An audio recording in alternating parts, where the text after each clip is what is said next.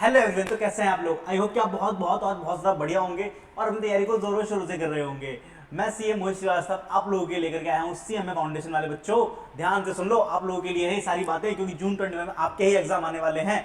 तो आप लोगों के लिए मैं लेकर के आया हूँ अपनी एवीजे एकेडमी की तरफ से पूरा बिजनेस इकोनॉमिक्स का पूरा एग्जाम ओरिएंटेड डिटेल्ड रिवीजन। जिन लोगों ने अभी तक अच्छे से नहीं पढ़ाई करी वो भी अगर इन वीडियोस को देख लेंगे तो अपने एग्जाम को बहुत अच्छे से क्रैक कर सकते हैं। बट शर्त इतनी सी है दोस्त कि आपको इन वीडियोस को अच्छे से समझना है, अच्छे से देखना है, और जितना मैं करवा रहा हूं उसको बहुत डिटेल में अच्छे से कवर कर लो, आप श्योर शॉट पास हो जाएंगे। बट शर्त इतनी सी है कि आपको क्या करना है, अपने डाउट को कमेंट में भी पूछना है। अगर कोई डाउट आए इसके बाद भी, वैसे मैं सारी चीजें कवर करने की कोशिश कर ही रहा हूँ, सारी चीजें कवर कर लूंगा जो आपके लिए रेलिवेंट है। एग्जाम के लिए हम पूरा रिविजन कर ही रहे हैं। प्लस अगर डाउट आए तो आप कमेंट में पूछ सकते हैं। साथ साथ अपने ऐसे ही बाकी दोस्तों की भी हेल्प करने के लिए आपको क्या करना पड़ेगा, जी हाँ, आप समझदार हैं, आपको उनको ये वीडियोस शेयर करनी पड़ेगी। तो अभी तक हमने पिछले लेक्चर्स में जो लोग हमारे साथ बने हुए हैं वो लोग समझ गए हैं कि हमने अभी तक क्या क्या कर लिया। बेसिक कॉन्सेप्ट कर लिया अपना, हमने अपना थियरी ऑफ डिमांड कवर कर लिया, हमने थियरी ऑफ सप्लाई कर लिया। आज हम मिले हैं अपना एक और बहुत इंपॉर्टेंट और बहुत जरूरी चैप्टर करने के लिए, जो कि हमारे एग्जाम में आना ही आना है इसमें से भी। तो हमारे पास है यूटिलिटी, वेल्थ एंड प्रोडक्शन। ठीक है, तो ये चैप्टर आज हम कवर करने वाले हैं अपने लिए। तो चलिए तैयार हो जाइए, अपने नोट्स, अपने पेन और अपने दिमाग को साथ में रख करके कि हम क्या पढ़ने वाले हैं इसके अंदर। तो चलिए आइए शुरू करते हैं। तो इसके अंदर हमें जो पढ़ना है वो हमें पढ़ना है यूटिलिटी का मीनिंग। तो यूटिलिटी दोस्त क्या होती है, यूटिलिटी का मतलब क्या होता है, ये क्या आपको पता है, आपने पढ़ा होगा बच्चों में, है ना। तो मैं आपको फटाफट से बता देता हूँ एक बार फिर से यहाँ पे। यूटिलिटी इज इक्वल टू कि हमें कितना मजा मिलेगा किसी चीज को कंज्यूम करके, वो चीज को पता लगाने के लिए जिस चीज मीजर का यूज किया जाता है उसको भी बोलते हैं यूटिलिटी। इन शॉर्ट बहुत ही सिंपल भाषा में समझने की कोशिश करिए। मैंने यूटिलिटी बोलते हैं हिंदी में उपयोगिता, यानी किसी आइटम को या किसी प्रोडक्ट को कंज्यूम करके हमें कितना सेटिस्फेक्शन मिलने वाला है, इस चीज को ही कहते हैं यूटिलिटी, जो कि ये मेजर कर सकता है। ठीक है, यूटिलिटी को मेजर किस में करते हैं, यूटिल्स में मेजर करते हैं। ध्यान रखना, छोटी सी बात है, एग्जाम में पूछ सकता है। तो आइए आगे चलते हैं और मैं आपको बताता हूं कि बुक में क्या लिखा है। हमारे पूरा स्टेटमेंट हम कवर करना है, टेंशन मत लो। ठीक है, तो इससे बाहर तो कुछ आना ही नहीं है।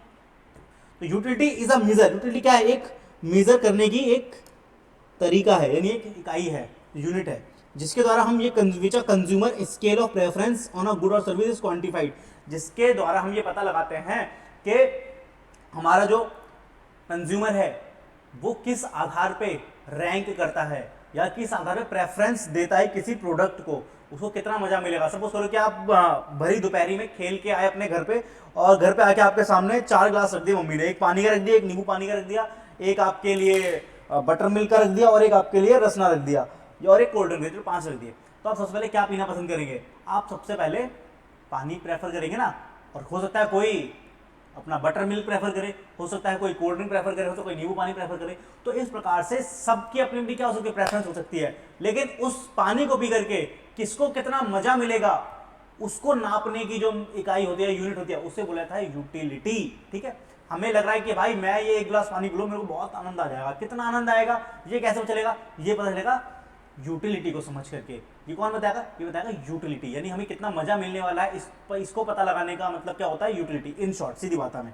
ठीक है, चलो सीधी बातों में ये खत्म हो जाता है हमारा। आगे चलते हैं प्रोडक्शन। और प्रोडक्शन का जो मतलब है वो आपको वैसे आगे जो चैप्टर है उसमें बताया जाएगा, बट फिर भी यहाँ पे हल्का सा बता दिया गया है। जैसे कि quantity obtained from the use of the efficient combination of different factor of input, यानी कि हम फैक्टर ऑफ इनपुट का यूज करके कितना प्रोडक्शन कर पा रहे हैं, यानी कितना आउटपुट बना पा रहे हैं, उसे प्रोडक्शन बोला गया। बाकी जो चैप्टर है आगे चल के उसमें डिटेल में बताएगा प्रोडक्शन का मीनिंग क्या होता है। ठीक है, तो ये सब हम बाद में पढ़ेंगे। तो इंस्टीट्यूट ने भी कह दिया। अब पढ़ते हैं वेल्थ का मतलब। वेल्थ का मतलब क्या होता है, मैं आपको बताना चाहता हूँ एक चीज। देखो, एक होता है, वैसे मैंने आपको शुरू में ही बताया था, याद हो अगर आपको हो तो, क्लास में हम समझते हैं मनी और वेल्थ का मतलब। क्या मनी का मतलब ही वेल्थ होता है? किसको लगता है कि मनी का मतलब वेल्थ ही होता है? नहीं, मनी का मतलब वेल्थ नहीं होता। ठीक है, ये बात ध्यान रखना, मनी का मतलब वेल्थ नहीं होता। अच्छा सर, तो क्या होता है? मनी जो होती है, मनी जो है वो पार्ट है वेल्थ का। अच्छा, मतलब सिर्फ मनी ही वेल्थ है ऐसा कहना गलत होगा। मनी भी वेल्थ है ये कह सकते हैं। क्या बोला मैंने? मनी ही वेल्थ है, गलत। मनी भी वेल्थ है, सही। ठीक है, तो ये चीज, तो वेल्थ के अंदर मनी भी आ जाता है, प्लस और बहुत सी चीजें आ जाती हैं हमारी। जैसे कि हमारे क्या हो गई, हमारे पास जो प्रॉपर्टी है वो भी तो वेल्थ है, हमारे पास जो बड़ी बड़ी गाड़ियां हैं वो भी तो वेल्थ है, हमारे पास जो इन्वेस्टमेंट है वो भी तो वेल्थ है, हमारे पास जो शेयर्स हैं वो भी तो वेल्थ है। ये सब क्या है, ये सब वेल्थ ही तो है। तो आपके पास गोल्ड है, डायमंड है और बहुत सारी ज्वेलरीज है, ये सब मिलाकर के क्या बनता है, और एक्सेट्रा ऐसी बहुत सी चीज़ें, ये सब क्या है, वेल्थ है। इन शॉर्ट ये कह सकते हैं ये जो बड़ा डब्बा है ये वेल्थ है, और इसके अंदर एक छोटा सा पोर्शन क्या है, मनी। ठीक है, तो ये सब वेल्थ का पार्ट है। तो यही बताया गया यहाँ पे भी, देखो एक बार देखो, तो the stock of goods under the ownership of a person, यानी किसी पर्सन के पास जो गुड्स की ओनरशिप है वो उसके लिए वेल्थ है। यानी गुड्स मतलब मेरे पास मेरी कार है, मैं उसका ओनर हूँ ना, तो मेरे लिए वो कार क्या है, वेल्थ है। मेरे पास शेयर्स है रिलायंस कंपनी के, अगर तो रिलायंस कंपनी के शेयर्स मेरे लिए वेल्थ है, पर्सनल वेल्थ है, ये मेरी पर्सनल हो गई। वैसे क्या होता है, एक नेशनल वेल्थ भी होती है।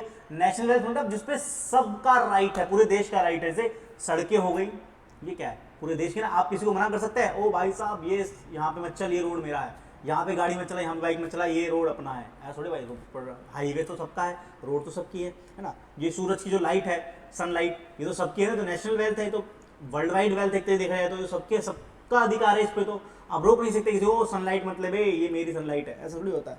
ठीक है, देखो तो वेल्थ कितने प्रकार की, एग्जाम में क्वेश्चन आता है कि पर्सनल वेल्थ और नेशनल वेल्थ। ठीक है, तो यहाँ पे समझा है stock of goods under the ownership of person, यानी किसी इंडिविजुअल के पास अगर ओनरशिप है तो उसे बोलेंगे उसकी पर्सनल वेल्थ। जैसे एग्जांपल के लिए उसका घर, building, furniture, land, money, cash, company share, stock, any other things. ठीक है, उसकी health, goodwill etcetera can be considered to be the part of individual wealth, but in economics only transferable goods are considered wealth. But हमें economics में किस चीज से मतलब होता है, जिसे हम ट्रांसफर कर सकते हैं। क्या हम अपनी हेल्थ किसी को ट्रांसफर कर सकते हैं?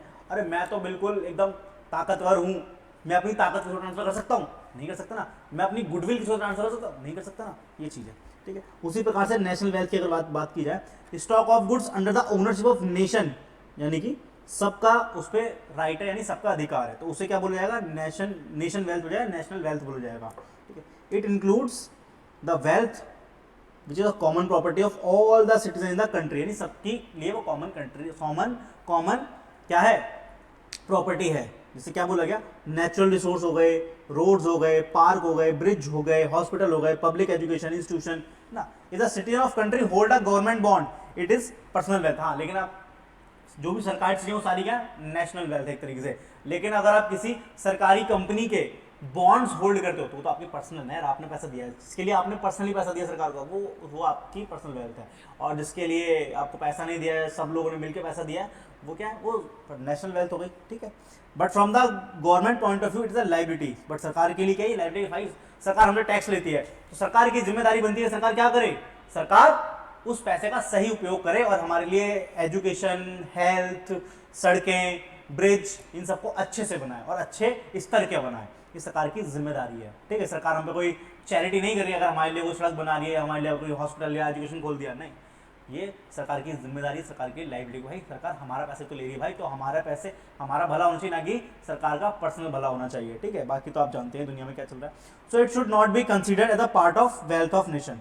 ठीक है, तो इसे ऐसा माना गया है कि इसे नेशन की वेल्थ नहीं कंसिडर किया जाना चाहिए। सब तो छोड़ो, फालतू की बात है। अब आगे चलते हैं, वेल्थ एंड वैल्यू। आपको क्या याद रखना वहां से कि वेल्थ कितने प्रकार की होती है, इंडिविजुअल और नेशनल वेल्थ। इंडिविजुअल वेल्थ यानी पर्सनल ओनरशिप, और नेशनल वेल्थ यानी कि सबका कॉमन राइट, यानी सबके लिए कॉमन प्रॉपर्टी, ये मतलब होता है। अब आगे चलते हैं, वेल्थ एंड वेलफेयर। वेल्थ और वेलफेयर का मतलब क्या होता है, तो वेल्थ का सिंपल मीनिंग क्या हो गया, एक तरीके से हमारी जितनी भी संपत्ति है वो सब आ गया। संपत्ति के अंदर सभी कुछ आ जाएगा, आपकी प्रॉपर्टी, आपका कैश, आपका गोल्ड, आपका शेयर्स, इन्वेस्टमेंट, सब आ जाएगा, कार, बाइक, सब। और वेलफेयर यानी कि आप समाज का कल्याण करना चाह रहे हैं। तो सोचो, अगर जैसे जैसे देश की वेल्थ बढ़ेगी या जितना ज्यादा इकोनॉमी में वेल्थ बढ़ेगी, क्या उतना ज्यादा समाज का भला होगा? ऐसा माना जाता है। जी हाँ, बिल्कुल ऐसा ही होगा। बट इन रियलिटी क्या हर बार ही ऐसा होगा? नहीं, जरूरी तो नहीं।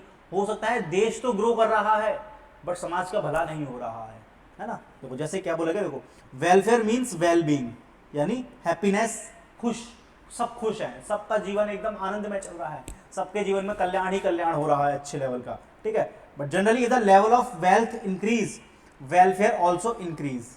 ये माना जाता है वेल्थ बढ़ेगी तो वेलफेयर भी बढ़ेगी।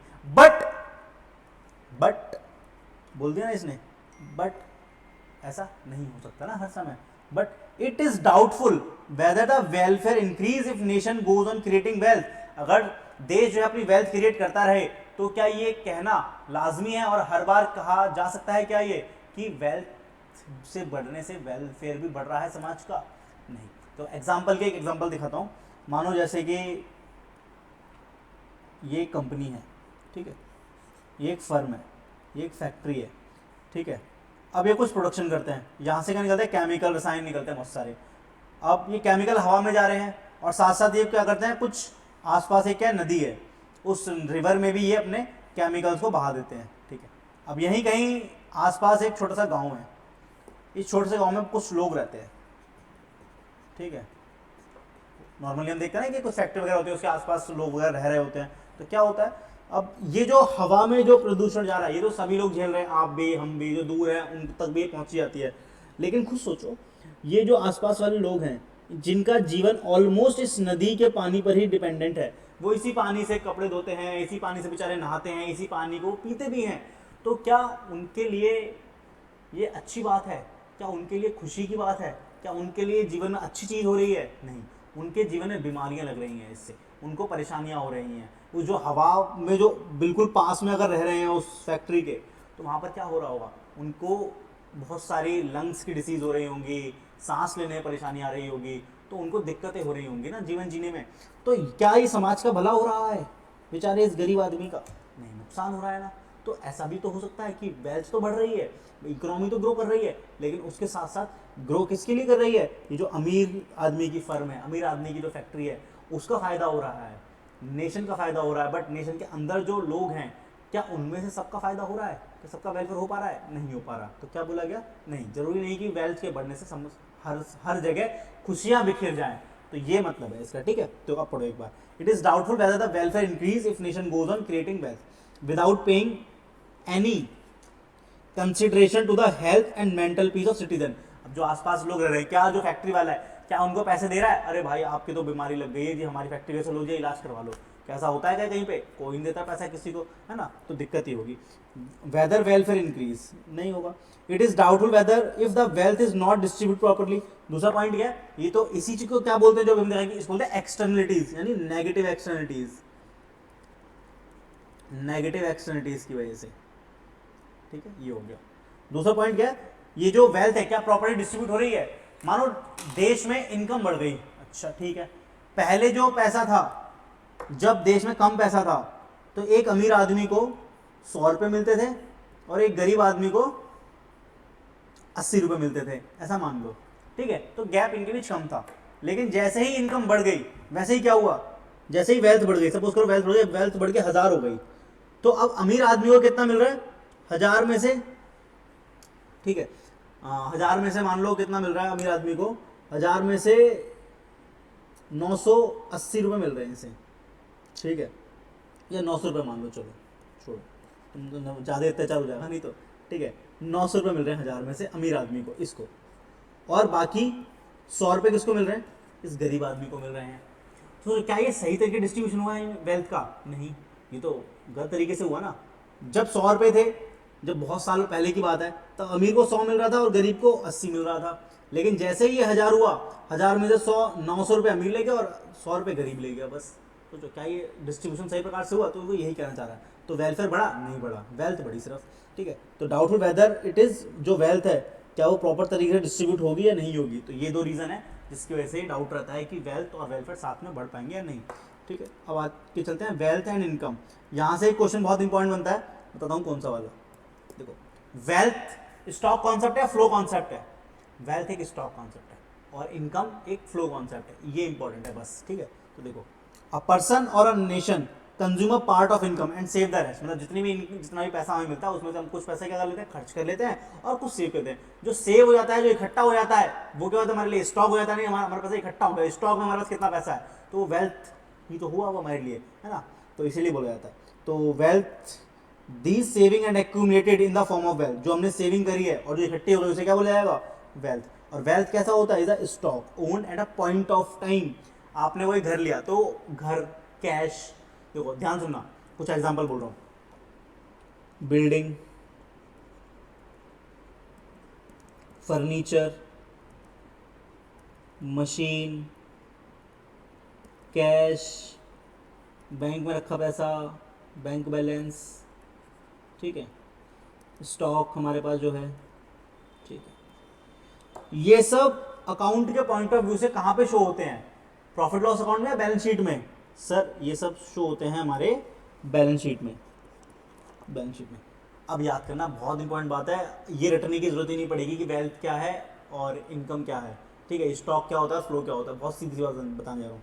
जब हम बैलेंस शीट बनाते थे तो बैलेंस शीट बनाकर के ऊपर हेडिंग क्या लिखते थे? Balance sheet as on date या as at the on the date या at the end of the, जो भी 31 मार्च हम लिखते थे 2022-23, ठीक है। तो देखो जब भी लिखा होता है as on date, on date यानी किसी पर्टिकुलर डेट की बात हो रही है कि नहीं हो रही है। और जब भी ऐसा होता है कि किसी पर्टिकुलर डेट की बात हो रही होती है, किसी पर्टिकुलर डेट की बात हो रही होती है, कि उस पर्टिकुलर डेट की बात बताओ, उस पर्टिकुलर पॉइंट की बात बताओ, तो वो सारी चीजें कैसी होती है? हमारी स्टॉक कॉन्सेप्ट होती हैं। इसका मतलब ये हो गया बैलेंस शीट में आने वाले सारे आइटम, ध्यान सुनो, बैलेंस शीट में आने वाले सारे आइटम स्टॉक कॉन्सेप्ट होते हैं। देख लो चाहो तो, building, machine, plant, furniture, cash, ठीक है, ये सब क्या है हमारे लिए? इन्वेस्टमेंट, कैपिटल, ये सब क्या है? स्टॉक कॉन्सेप्ट है। अब इनमें से कोई सा भी एग्जांपल आ जाए, आपको बस ये पहचानना है कि ये बैलेंस शीट में आएगा या प्रॉफिट लॉस में आएगा, क्योंकि बैलेंस शीट की हेडिंग क्या होती है? बैलेंस शीट एज ऑन 31 मार्च, ठीक है, ये से लिखते हैं। और वही बात करें प्रॉफिट लॉस अकाउंट की, तो प्रॉफिट लॉस अकाउंट में आने वाले सारे आइटम क्या होते हैं हमारे लिए? फ्लो कॉन्सेप्ट, क्योंकि उसमें क्या हो रहा था? For the year ending. जब बात जहां आ जाती है रेंज की, टाइम पीरियड की, ठीक है, क्योंकि 1 अप्रैल से 31 मार्च पूरे साल भर का डाटा देखना है, रेंज आने के ऊपर 1 अप्रैल से 31 मार्च, बीच में गैप है, पूरे पीरियड की बात हो रही है, पूरे पीरियड की बात हो रही है, अप्रैल से मार्च तक, अप्रैल से मार्च तक पीरियड आ रहा है ना, तो पूरे पीरियड की जहां पे बात होती है वो होता है हमारा फ्लो कॉन्सेप्ट। P&L में चाहो तो डेप्रिसिएशन आ गया आपका, सेल्स आ गई, इनकम आ गई, ये सब क्या है हमारे लिए? फ्लो कॉन्सेप्ट है, ठीक है, अभी समझ आया अच्छे से। और बैलेंस शीट के अंदर जो आता है कि बैलेंस क्या है? एक स्टॉक कॉन्सेप्ट, क्योंकि ये एक पर्टिकुलर पॉइंट की बात कर रहा है बस। 31 मार्च को मेरे पास कितनी बिल्डिंग है? जितनी भी बिल्डिंग है, 31 मार्च की बात है, थोड़ी कह रहा है कि आपके पूरे साल में कितनी बिल्डिंग रही, पूरे पीरियड में कितनी बिल्डिंग है, वो तो 31 मार्च की भी बता रहे हैं, ये इतनी बिल्डिंग मेरे पास बस, ठीक है नहीं पता नहीं, तो यही वाली बात है। तो ध्यान रखना, इनकम इज द फ्लो, देखो बोल दिया ना, इनकम क्या है? फ्लो, क्योंकि इनकम कहाँ लिखते हो? P&L में लिखते हो, इसीलिए तो ध्यान रखना, इतनी सी बात याद रहेगी कि इनकम या प्रॉफिट लॉस के सारे आइटम फ्लो कॉन्सेप्ट और बैलेंस के सारे आइटम स्टॉक कॉन्सेप्ट, क्योंकि वो ये बात करते हैं ओवर पीरियड ऑफ टाइम की। ये सबसे इंपॉर्टेंट क्वेश्चन है यहाँ से। अब बात करते हैं प्रोडक्शन की। प्रोडक्शन का मतलब it is a creation of goods, यानी प्रोडक्शन क्या? हम क्या कर रहे हैं? ट्रांसफॉर्म कर रहे हैं, हम ट्रांसफॉर्म कर रहे हैं किसको? इनपुट को आउटपुट में। क्या कर रहे हैं? इनपुट को आउटपुट में कन्वर्ट कर रहे हैं। इसी कन्वर्जन को क्या बोला जाता है? इसी ट्रांसफॉर्मेशन को क्या बोला जाता है? क्रिएशन ऑफ गुड्स, यानी कि प्रोडक्शन, ठीक है। तो for the purpose of selling है, तो किस लिए? सेल करने के लिए मार्केट में। Production means creation of utility, ठीक है। अब ऐसा होता है कि हम कन्वर्ट कर रहे हैं, ट्रांसफॉर्म कर रहे हैं हम, यानी कि हम उसमें यूटिलिटी ऐड कर रहे हैं। खुद सोचो, जंगल में लकड़ियां पड़ी हैं, जंगल में पेड़ लगे हुए हैं, क्या हम उनसे कोई यूटिलिटी क्रिएट कर पा रहे हैं, या क्या हम उनसे कोई मजा उठा पा रहे हैं जीवन में? नहीं। लेकिन अगर उसी पेड़ को काट के, उसी लकड़ी को काट करके अगर हम क्या कर लें? फर्नीचर में कन्वर्ट कर दें, फर्नीचर बना लें, तो मजा आ जाएगा। सोफा बना लें, ये क्लास में बेंच बना लें, टेबल बना लें, तो हमारे काम की आ गई ना, इन्होंने यूटिलिटी क्रिएट कर दी, उसमें यूटिलिटी ऐड कर दी, तो हमारे लिए फायदे की चीज़ है। तो मुझे यूज़ कर सकते हैं अपने अकॉर्डिंग। टेबल बना लिया, चेयर बना लिया, उसको जैसे मैंने यूज़ करो, आपके काम की जो चीज़ है। बट जो पेड़ खड़ा है लकड़ी का, उसमें तो कोई यूज़ ही नहीं है ना, उसमें तो क्या ही कर पाएंगे? कुछ नहीं कर पाएंगे। इसलिए बोला गया, जैसे हम यूटिलिटी क्रिएट करते हैं किसी भी मैटर में, उसको बोला जाता है प्रोडक्शन, ठीक है। बहुत इंपॉर्टेंट बात है, ध्यान रखना। प्रोडक्शन का एक्चुअली मीनिंग क्या होता है? Creation of utility. आप क्या कर रहे हैं? यूटिलिटी क्रिएट कर रहे हैं। देखो, when a child make a doll for playing for her enjoyment, it is not called production, but the doll makes who sell these doll, sorry, but the doll market who sell these dolls in the market is engaged in production, ठीक है। क्या बताया? Simple है यार, कोई बच्चा है जो खिलौने से खेल रहा है, तो वो बच्चे ने खिलौने को नहीं बनाया, वो तो पता ही है ना, वो तो उस मार्केट में जो खिलौने बिक रहे हैं, उन जो मार्केट में बेचने वाले हैं या प्रोडक्शन करने वाले हैं, उन लोगों ने बनाया। हाँ, ये तो कौन सी नई बात बता दी यार, तो बहुत ही बड़ी बता दी इसने। अब बचपन की बात, फैक्ट ऑफ प्रोडक्शन, बचपन से पढ़ते हैं 4 टाइप के फैक्ट ऑफ प्रोडक्शन होते हैं: land, labour, capital, entrepreneur. Entrepreneur यहाँ पे क्या बोलते हैं? ऑर्गेनाइजेशन, सेम थिंग, ठीक है, ओके। फैक्ट ऑफ प्रोडक्शन और क्या कह सकते हैं हम? इनपुट्स कह सकते हैं, ध्यान रखना।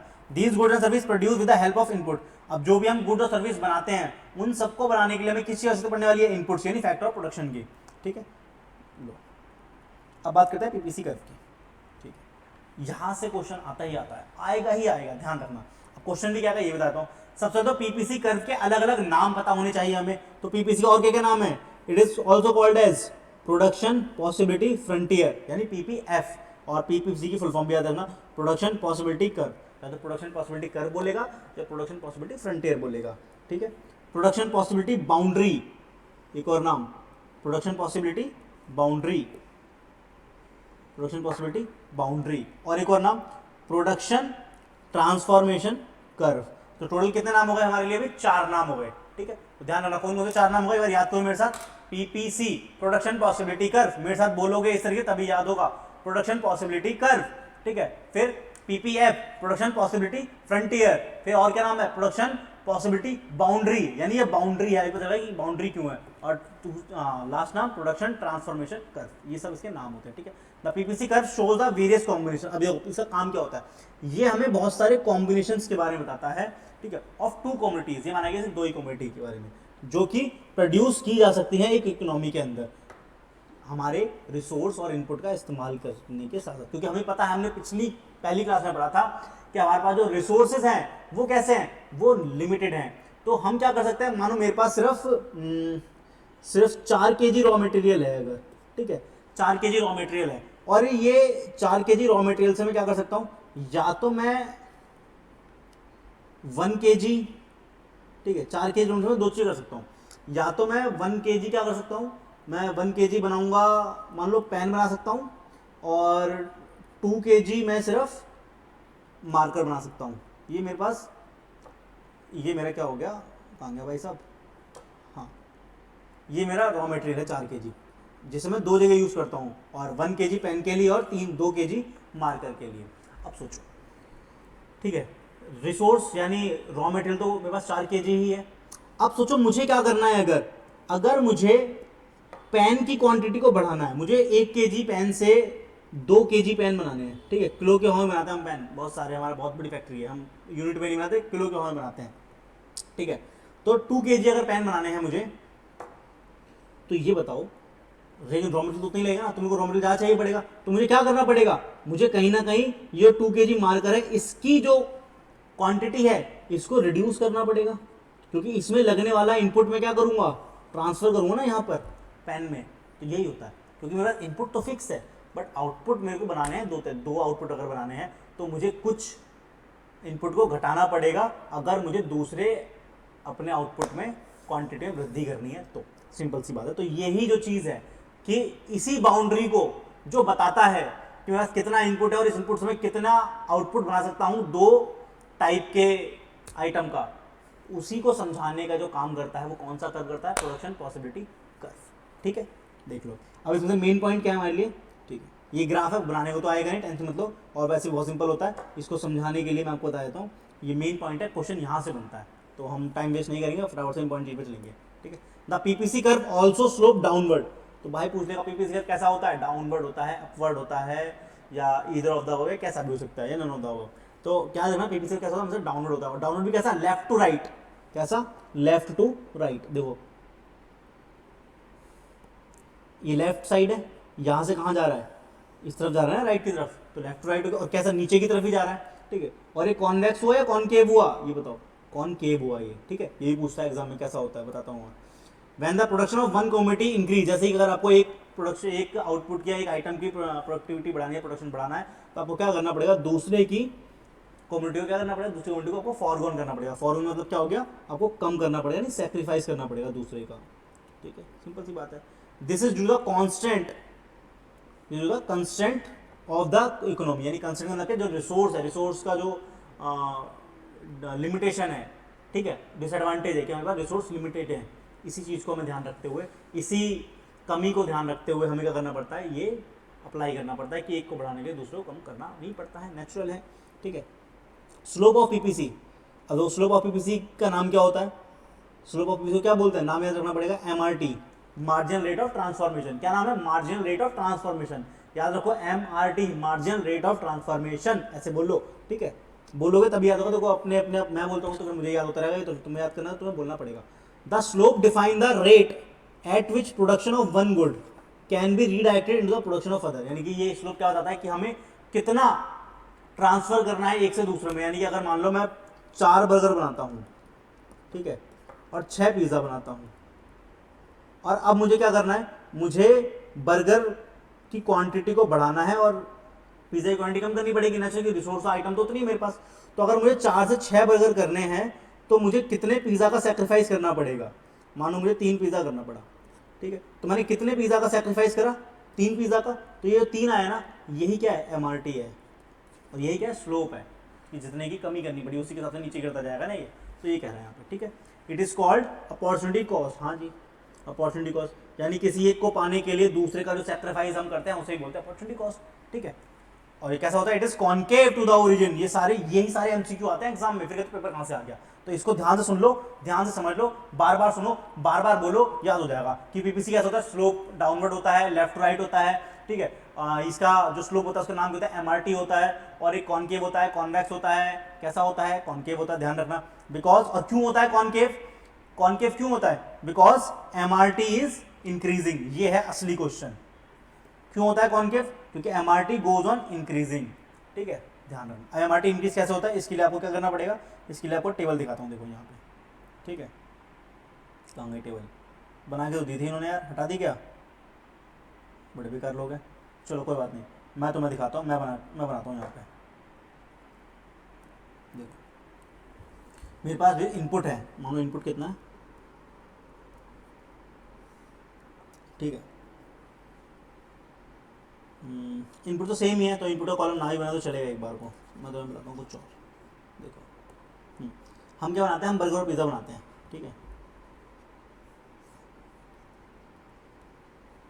अब ध्यान से देखना, मैं शुरुआत में 5 बर्गर और 6 पिज़्ज़ा बनाता हूँ। अब मुझे क्या करना है, अब मुझे बर्गर की क्वांटिटी को बढ़ाना है, मुझे 6 बर्गर करने हैं, तो मुझे पिज़्ज़ा घटाना पड़ेगा। तो मान लो मैंने कितना, 4 पिज़्ज़ा कर दिया मैंने, जो, ठीक है। अब फिर मुझे और बर्गर बढ़ाने हैं अगर, तो मैंने क्या करा, मैंने 7 बर्गर कर दिए। 7 बर्गर करने के लिए फिर मुझे कितने, अब मैं कितने पिज़्ज़ा बना सकता हूँ, सिर्फ 7 बर्गर और 1 पिज़्ज़ा भी बना सकता हूँ। मेरे पास जो इनपुट है उससे इतना ही काम हो सकता है सिर्फ। तो मान लो आप देखो क्या हुआ, ऐसे इसको आगे बढ़ाते चले जाओगे तो समझ आ जाएगा, और क्या होगा 3 में समझ आ जाएगा इसको। तो एमआरटी क्या आया, पहले भी तो कुछ भी नहीं आया, और एमआरटी निकलता है कैसे, जो हमने सेक्रीफाइस करा उसको डिवाइड कैसे करना होता है हमें, जो हमने गेन करा, गेन, बस जितना सेक्रीफाइस करा और जितना गेन करा उसको डिवाइड कर दो, आंसर आ जाएगा। जैसे पहले में तो हमने कुछ सेक्रीफाइस किया नहीं, इसलिए नील आ गया। दूसरे में कितना सेक्रीफाइस करा हमने, 2, गेन कितना हुआ बर्गर का 1, तो क्या आंसर आ गया 2, ठीक है। फिर हम 6 से 7 बर्गर करा हमने, तो हमने कितने पिज़्ज़ा का सेक्रीफाइस करना पड़ा, कितना, 3 का, 6 से 7, गेन कितना हुआ सिर्फ 1, कितना आ गया ये 3। तो देखो एमआरटी क्या हो रहा है, बढ़ रहा है ना, इसको और आगे बढ़ाएंगे तो हिसाब से होता बढ़ता चला जाएगा ये, ठीक है। तो एमआरटी बढ़ता रहता है इसीलिए तो एमआरटी इंक्रीज हो रहा है। इसी की वजह से क्या होता है, हमारा PPC downward concave left to right होता है। तो ये यहाँ पे लिखा था, देखो तुम्हें दिखाता हूँ एक बार फिर से।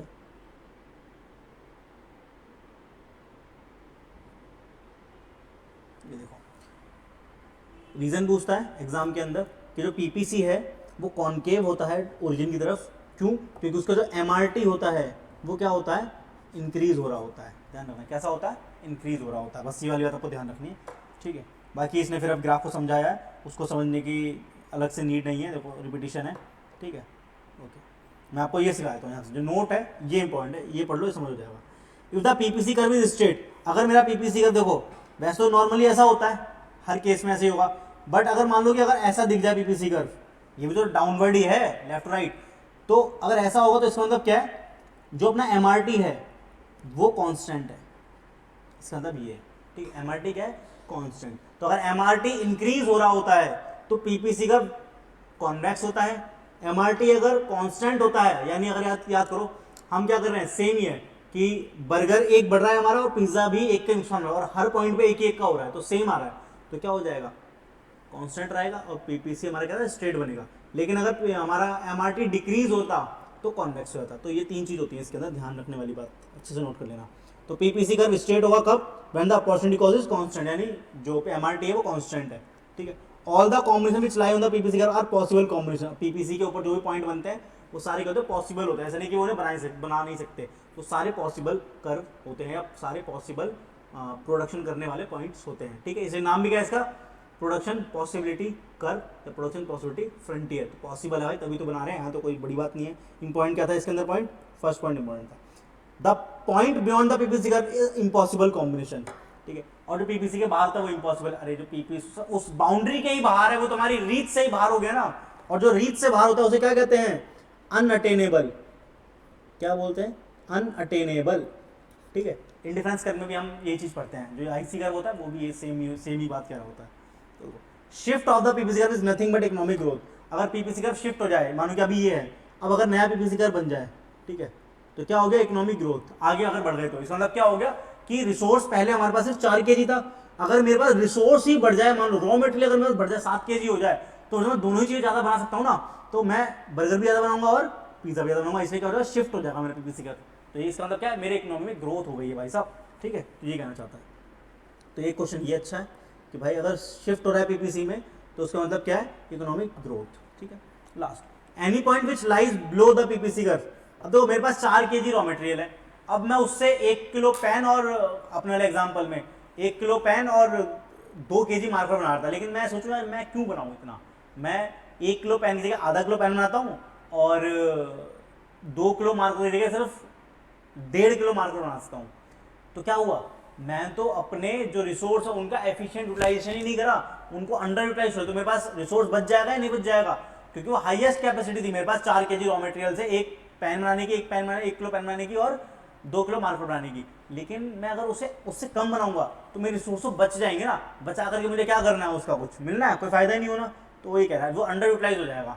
देखो, any point which lies below the PPC curve, but if the economy is working below the PPC curve that indicates unused resource or unemployment, यानी कि मैं यूज ही नहीं करा तो मैंने रोजगार ही नहीं पैदा करा, तो हमारे यहाँ पे इसका मतलब क्या है, रोजगार नहीं है, लोग बेरोजगार बैठे हैं क्योंकि आप काम ही नहीं करवा पा रहे लोगों से, दिक्कत हो जाएगी, तो ये बात ध्यान रखना, ठीक है।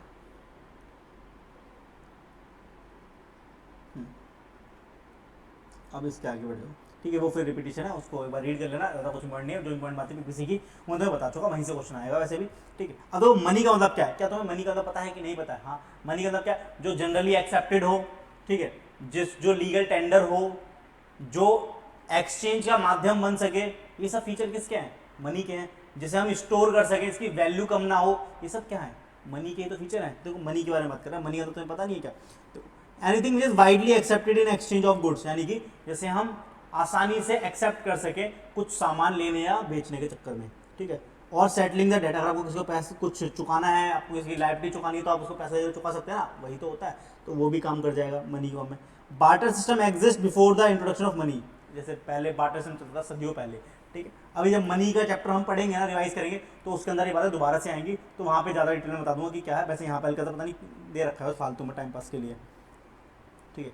अंडर बार्टर सिस्टम क्या होता है कि गुड्स एक्सचेंज होते हैं, कि भाई अगर जैसे कि मुझे, अगर आपको फ़ोन खरीदना है मुझे और आपको कार खरीदनी है, तो हम दोनों को मिलना पड़ेगा, क्योंकि मैं कार बेचना चाहूँ और आप फ़ोन बेचना चाहें, तभी हमारे बीच में डील हो पाएगी, अदरवाइज तो नहीं हो पाएगी। आज कितना आसान है, सिर्फ एक पैसा है जो कुछ भी खरीदा और बेचने के माध्यम बन चुका है।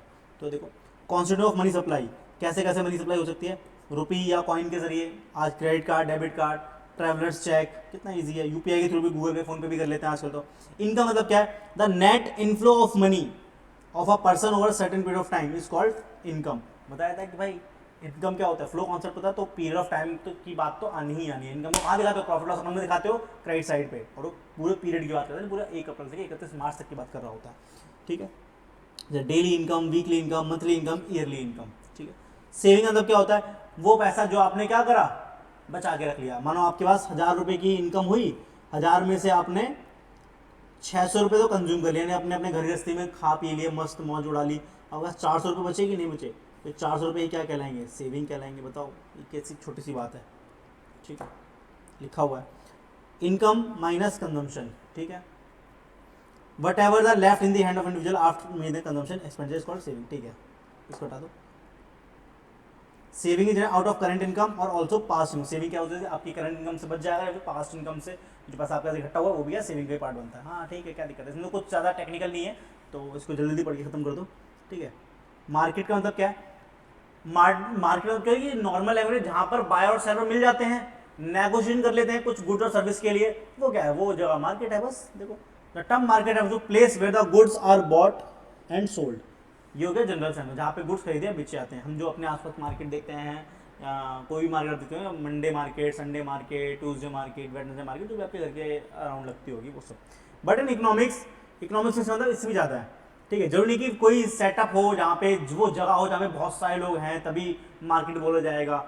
जहाँ भी बायर और सेलर मिल गए आपस में, कांटेक्ट हो गया, वो क्या है, वो जगह डायरेक्टली और इनडायरेक्टली रूप से क्या है, मार्केट ही कहलाएगी। ठीक है, हर एक, चाहे हम ऑनलाइन मिल जाए वो भी मार्केट है। ठीक है, इजी सी बात है।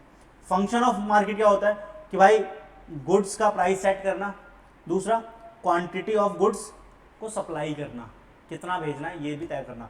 जो तो ये आपको कहाँ मिलेगा, मार्केट वाला चैप्टर पढ़ेंगे ना अभी, तो उसके अंदर देखने को मिलेगा। ठीक है, मार्केट का मैकेनिज्म कैसा होता है, इस totally means the totality of all market, that is a market for all goods and services in the economy. Market mechanism determine the price and quantity bought and sold for the good। हाँ ठीक है, तो हटा दो इसको, किसी काम का नहीं है। अब बात करते हैं कैपिटल स्टॉक और इन्वेस्टमेंट का मतलब क्या है।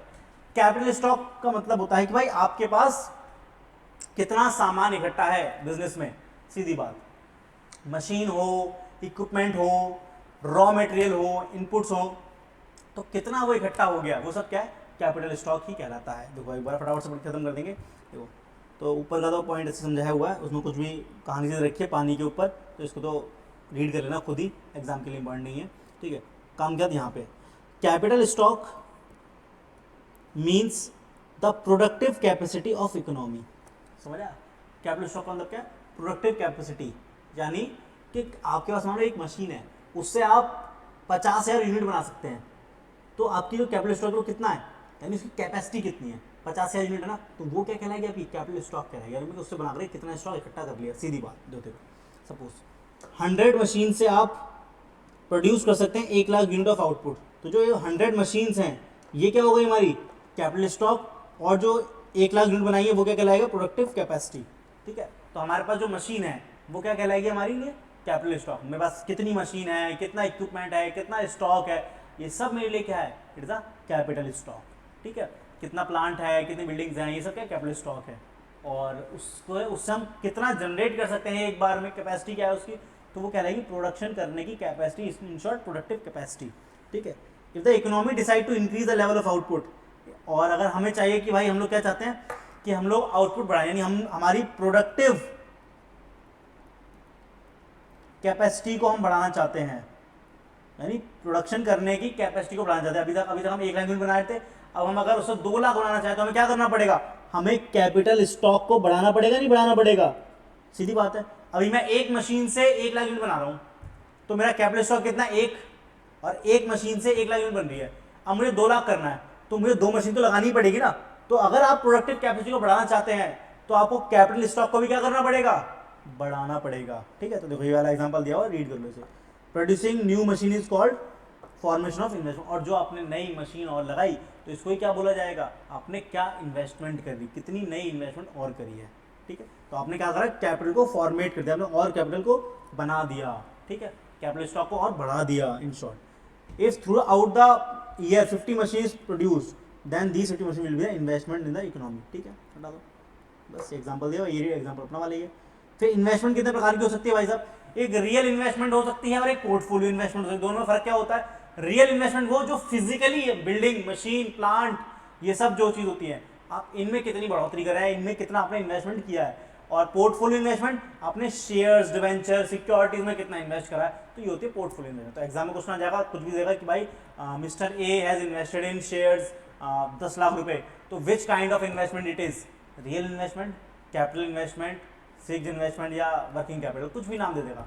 हमारे लिए क्या है वो, पोर्टफोलियो इन्वेस्टमेंट, अगर शेयर में इन्वेस्ट करा। और अगर एक्चुअल फिजिकल असेट में इन्वेस्ट करा तो क्या कहलाएगी, रियल इन्वेस्टमेंट कहलाएगी। ठीक है, तो ये वाली बात है। Increase in the real capital stock is called real investment, जैसे machine, raw material, building and other type of capital goods, ठीक है। वहीं बात करें पोर्टफोलियो इन्वेस्टमेंट की, तो यहाँ पे हमें क्या देखने को मिलता है, purchasing of new share of a company is called portfolio, यानी कितना पोर्टफोलियो बढ़ा रहे हैं शेयर का आप इन्वेस्ट करके, ठीक है। हाँ, लेकिन अगर आप एग्जिस्टिंग शेयर होल्डर से ही शेयर खरीद रहे हैं तो इसे इन्वेस्टमेंट नहीं बोल जाएगा, because it can not increase the capital stock of company, तो इससे बड़ा थोड़ी, वो तो कंपनी का स्टॉक बढ़ा ही हुआ है, आपने ऑलरेडी शेयर नहीं बढ़े हमारी कंपनी के, शेयर तो उतने अपने किसी इंसान से खरीद लिए, ठीक है। तो स्टॉक कब बढ़ेगा, जब कोई और फर्दर इन्वेस्टमेंट करेगा उसके अंदर, ठीक है।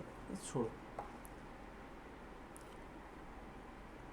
ठीक है। अब देखो वाई का मतलब क्या होता है, यहाँ पे ध्यान रखना, वाई का मतलब होता है इनकम, ठीक है। सी का मतलब हो गया कंजम्पशन, आई का मतलब हो गया इन्वेस्टमेंट, या आपने नेशनल इनकम में पढ़ा होगा 12th क्लास में, वही चीज़ है ये, ठीक है। तो वाई मतलब इनकम, सी मतलब कंजम्पशन और आई मतलब इन्वेस्टमेंट। तो इक्विलिब्रियम कब इस्टेब्लिश होता है, जब हमारा क्या होता है, Y is equal to C plus I होता है, या फिर S is equal to I होता है, ठीक है। ये है कंजम्पशन के संदर्भ में, ये है सेविंग के संदर्भ में, इतनी सी बात है। क्योंकि हम देखा कि हमारी जो इनकम होती है उसमें हम दो काम कर सकते हैं, तो कंज्यूम कर लेंगे या सेव कर लेंगे, तो उसको आगे तोड़ तोड़ के बना दिया कि क्या हो सकता है, तो ओके। अब बात करते हैं ग्रॉस इन्वेस्टमेंट की, ज़्यादा इंपॉर्टेंट है नहीं, तो ग्रॉस इन्वेस्टमेंट का मतलब क्या हो गया, ग्रॉस इन्वेस्टमेंट यानी कि टोटल इन्वेस्टमेंट हमारी कितनी है, यानी कि आपने 10 लाख रुपए की कोई मशीन खरीद ली, तो 10 लाख क्या हो गया आपके लिए, ग्रॉस इन्वेस्टमेंट। और मुझे चाहिए नेट इन्वेस्टमेंट, तो इस 10 लाख में से कितना डेप्रिसिएशन लग गया वो हटा दो, जो नेट फिगर बची वो कहलाएगी नेट इन्वेस्टमेंट, ठीक है। तो नेट का मतलब क्या होता है, ग्रॉस में से डेप माइनस करने का जो वैल्यू बचती है उसे कहते हैं नेट इन्वेस्टमेंट। देखो ये चीज है, तो the aggregate investment made by economy during a year is called gross investment, यानी टोटल इन्वेस्टमेंट कितनी करी है, ठीक है। ये दो प्रकार की हो सकती है, इन्वेंट्री इन्वेस्टमेंट और फिक्स इन्वेस्टमेंट। अब इन्वेंट्री मतलब कि आपने finish goods, raw material, sorry semi finish goods, raw material में इनपुट में कितना इन्वेस्ट करा है, वो आ जाएगा आपका इन्वेंट्री, कितना आपने स्टॉक बढ़ा लिया इन्वेंट्री का, ठीक है, ओके। फिक्स इन्वेस्टमेंट लाइक जो लंबे समय तक, यानी इन शॉर्ट इन्वेंट्री इन्वेस्टमेंट आपने करंट एसेट में कितना इन्वेस्ट करा है, और फिक्स इन्वेस्टमेंट मतलब आपने नॉन करंट एसेट में कितना इन्वेस्टमेंट करा है। देखो machine, building, factory, share etcetera is called fixed investment, ठीक है। नेट बोले तो ग्रॉस में से डेट हटा दो तो अपने को क्या मिल जाता है, नेट मिल जाता है, ये मैंने बता ही दिया। तो ये इंपॉर्टेंट है ये वाली बात, ग्रॉस और नेट वाली बात भी, ठीक है। बस तो और डिमांड, सप्लाई एंड इक्विलिब्रियम तो हमने कर ही लिया पिछले लेक्चर में, तो इसके साथ हमारा ये वाली यूनिट का भी अंत हो जाता है। हमने क्या क्या कर लिया, बेसिक कॉन्सेप्ट कर लिया, हमने यूटिलिटी वाला कर लिया, हमने डिमांड करा, हमने सप्लाई करा और इक्विलिब्रियम कर लिया। तो ऑलमोस्ट पिछले 4 लेक्चर में हमने एक अच्छा खासा पोर्शन कवर कर लिया है। अब बस बचा ही कितना है, इस चैप्टर में 2 यूनिट बची है हमारी, और फिर मार्केट वाला चैप्टर आता है, और फिर मनी एंड बैंक, बस इतना सा बचा है हमारा, फटाफट से हो जाएगा।